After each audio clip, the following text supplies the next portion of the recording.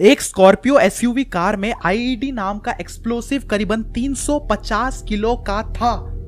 एक लोकल बंदे ने उस गाड़ी को एक ट्रक जिसमें कि हमारे जवान सफर कर रहे थे उसमें भिड़ा दिया, जिससे कि हमारे 44 जवान शहीद हो गए।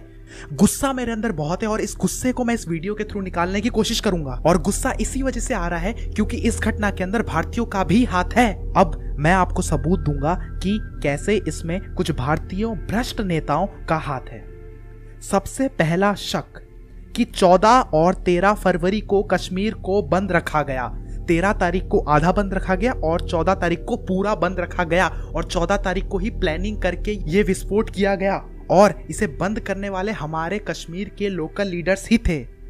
शक नंबर 2, हमारे जवान इतने ताकतवर हैं और साथ ही साथ वो हर तरफ फैले हुए हैं और हर तरफ से हमारी सुरक्षा करते हैं। अब इतने जवान के होते हुए कोई 350 केजी का एक्सप्लोसिव या फिर विस्फोटक कह लीजिए बिना किसी नेता की मदद से अंदर नहीं ला सकता। शक नंबर 3, ये घटना अवंतीपुरा में हुई है और यहां पर 2500 सीआरपीएफ के जवान का कॉन्वॉय आ रहा था और जिस रूट से वह आ रहा था उसे सेफ रूट कहा जाता है। तो बात अब यह है कि इस सेफ रूट के अंदर 350 केजी आईईडी कैसे लाया गया और वो भी पूरी प्लानिंग के साथ। शक नंबर 4, 76 बटालियन इस रास्ते से पास करेगी। यह इंफॉर्मेशन बाहर कैसे निकली जिसकी वजह से ये सारे के सारे आतंकवादी तैयार होके बैठे थे। अब ये इंफॉर्मेशन तो बाहर से कोई दे नहीं सकता। ये इंफॉर्मेशन को लीक करने वाला कोई भारतीय नहीं, गद्दार है।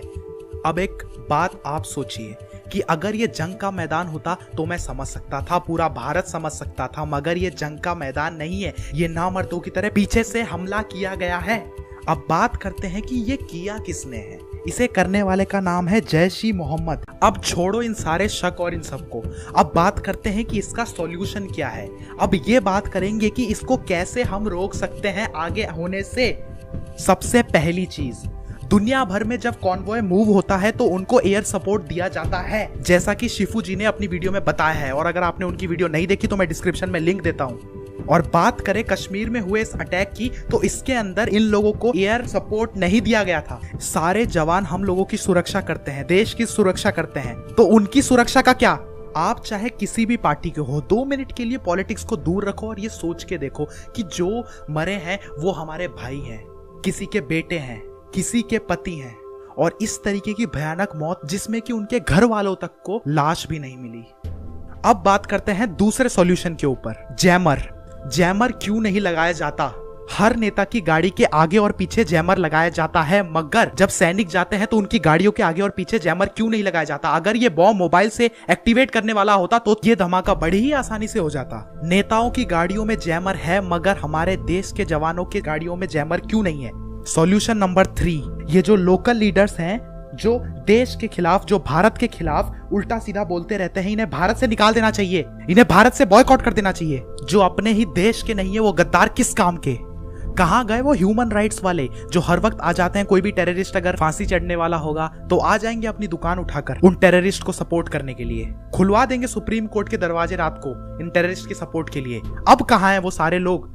आओ हमारे देश के जवानों के सपोर्ट के लिए, लड़ना है तो लड़ो हमारे देश के जवानों के लिए। एक माँ अपने बच्चे को बहुत ही उम्मीद से आर्मी में भेजती है, अब उनको क्या जवाब मिलेगा।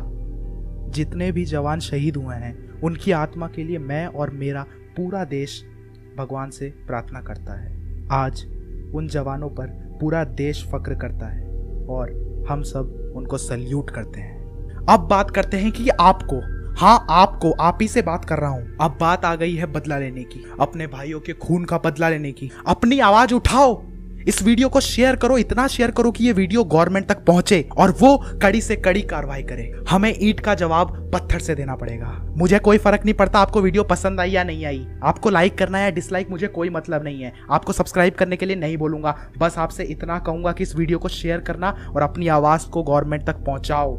मुझे जैसे जैसे आगे आगे जानकारी मिलती रहेगी मैं अपने चैनल में डालता रहूंगा। अंत में यही बोलूंगा, वंदे मातरम, जय हिंद।